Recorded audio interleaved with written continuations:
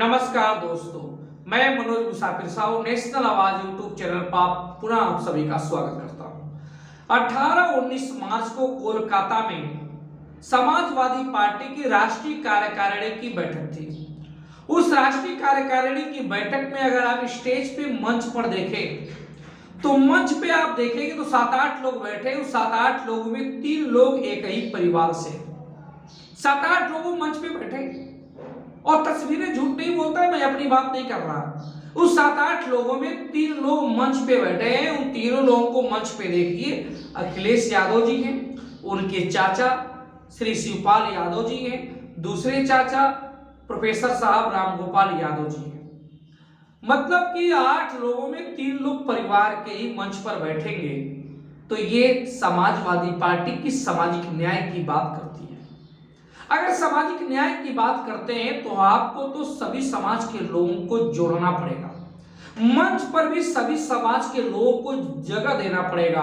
अति पिछड़े समाज से जितनी भी जातियां हैं, माई नानी कुम्हार तेली तमोली निषाद से लेकर प्रत्येक जातियों को मंच पर भी जगह देना पड़ेगा।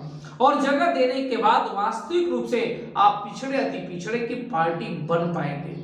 अगर आप मंच पे सिर्फ अपने 3 परिवार के लोग और 2-3 सेलिब्रिटी को अगर बैठा देंगे, जैसे जया बच्चन जी बैठी हैं, ऐसे सेलिब्रिटी को बैठा देंगे, मुंबई से बुलाकर आजमी जी को बैठा देंगे, तो स्वाभाविक बात है उत्तर प्रदेश में आप अपने पिछड़ों के बीच में जो मैसेज देना चाहिए इस राष्ट्रीय कार्यकारिणी बैठक के परिणाम स्वरूप, उस मैसेज को आप देने में असफल रहे। इस पिछले अगर कुछ महीनों की बात करें तो स्वामी प्रसाद मौर्य जो चर्चा का विषय बने थे रामचरितमानस की कुछ चौपाइयों के साथ, उस स्वामी प्रसाद मौर्य को 18 तारीख की कार्यकारिणी की बैठक में पीछे की सीट पे आपने जगह दी। लेकिन जब मीडिया में हो हल्ला मचा, सोशल मीडिया पे एक लहर उत्पन्न हुआ कि आपने पिछड़े समाज मौर्य समाज का भी अपमान किया है, तो आपने 19 तारीख की राष्ट्रीय कार्यकारिणी की बैठक में मौर्य जी को मंच पे जगह दे दी।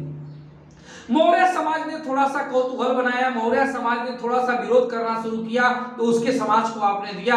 लेकिन अगर मैं बात करूं अति पिछड़े समाज के और अति पिछड़ो समाज में अपने समाज तेरी समाज की, तो एक भी व्यक्ति को मंच पे जगह देना तो दूर, राष्ट्रीय कार्यकारिणी की बैठक में निमंत्रण तक नहीं दिया गया।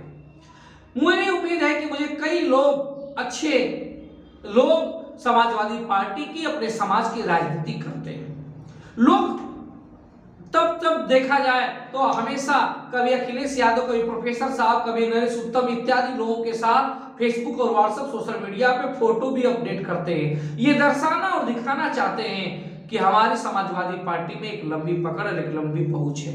लेकिन मैं उस लंबी पकड़ और लंबी पहुंच को क्या मानूं जब राष्ट्रीय कार्यकारिणी की बैठक में तेली समाज का एक भी नेता मुझे दिखाई नहीं देता है, तो मैं अफसोस जाहिर करता हूं और बताता हूं कि ये पैटर्न चेंज कर दीजिए। ये पैटर्न ना तो समाज के लिए हितकारी है, ना तो आपके लिए हितकारी है। और इस पैटर्न पे अगर आप चलेंगे तो निश्चित रूप से असफलता ही हाथ लगेगी। सफलता का तो दूर दूर तक दृष्टि दिखाई नहीं देती।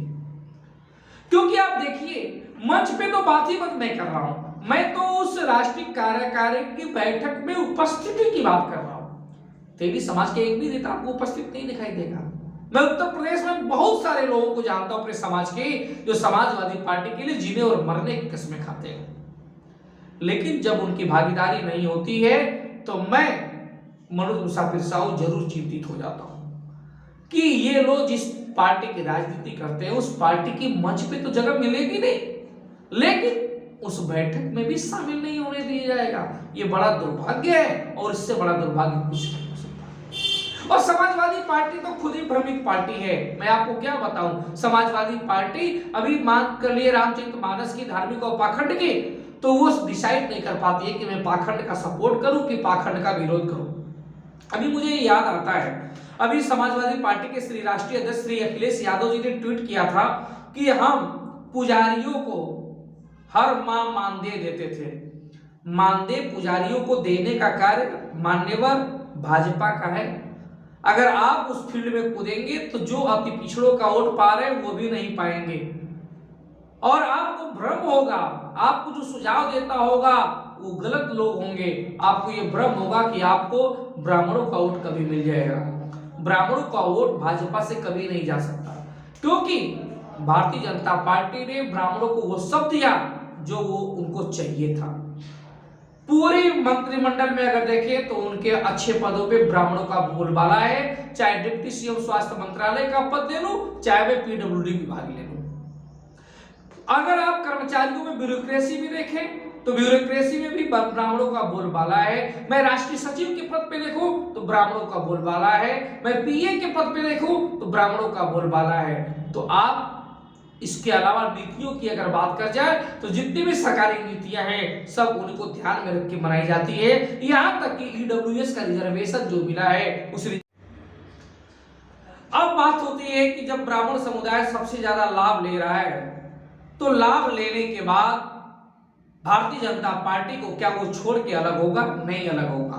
समाजवादी पार्टी के पास, लेकिन समाजवादी पार्टी भी फिर भी इस बात को समझ नहीं पाती है और लगातार उनके पक्ष में काम करती है। इसी वजह से अति पिछड़े समाज उससे दूर चले जाते हैं। अति पिछड़ों के दूर जाने का वही वजह है कि अति पिछड़े समाज को जोड़ नहीं पाती, अति पिछड़े समाज को मैसेज नहीं दे पाती कि हम सभी लोग आपके साथ हैं, आप भी हमारे साथ आइए। ना तो वो संगठन में महत्व देती है और ना तो सरकार में महत्व बनने के बाद देती है, ना तो टिकट में महत्व देती है। अब समाजवादी पार्टी है तो भैया ये बताओ कि तुम्हारे साथ छोटी बिरादरी क्यों जुड़े? पुश्तैनी जब से पार्टी बनी है तब से लगातार आपके पिताजी राष्ट्रीय अध्यक्ष थे और आप हो गए, और कोई बिरादरी का आपको दिखता नहीं है, तो क्यों लोग साथ आएंगे? क्यों साथ आएंगे? सबसे बड़ा मुद्दा ये है। तो और वो पाखंड का विरोध करें कि पाखंड के पक्ष में बात करें, भारतीय जनता पार्टी की तरह तो क्लियर है, लेकिन समाजवादी पार्टी क्लियर ही नहीं कर पाती। ये बीच चौराहे पे खड़ी हो जाती है। और आपको तो मालूम ही है कि सड़क पार करते समय जब आप डिसाइड नहीं कर पाएंगे मुझे इस पार जाना है कि उस पार, बीच चौराहे पे खड़े हो जाएंगे तो एक्सीडेंट होने से कोई रोक ही नहीं सकता आपको। यही कारण है कि एक्सीडेंट हो जाता है। मैं अगर बात करूं समाज की तो समाज भारतीय जनता पार्टी से भी बहुत ठगा जा रहा है। भारतीय जनता पार्टी लगातार उसके आरक्षण पे कुठाराघात कर रही है। जब आरक्षण खत्म करती है तो कहीं ना कहीं दिल्ली समाज का भी नुकसान होता है, अपने समाज का भी नुकसान होता है। जब उसके बिजनेस को, उसके धन को, उसके तेल कंपनियों को बंद कर दिया जाता है, तेल चक्की, आटा चक्की पे कोई सब्सिडी नहीं दी जाती है, तो उसके भी सपनों पे कुठाराघात होता है। अब ये समाज आगे तभी बढ़ेगा जब खुद की अपनी राजनीतिक सोच और राजनीतिक पावर दिखाएगा। लेकिन बात ये अलग है कि अभी हम उस पर ध्यान नहीं देते। मैं अगली वीडियो में अगली बात करूंगा, तब तक के लिए धन्यवाद।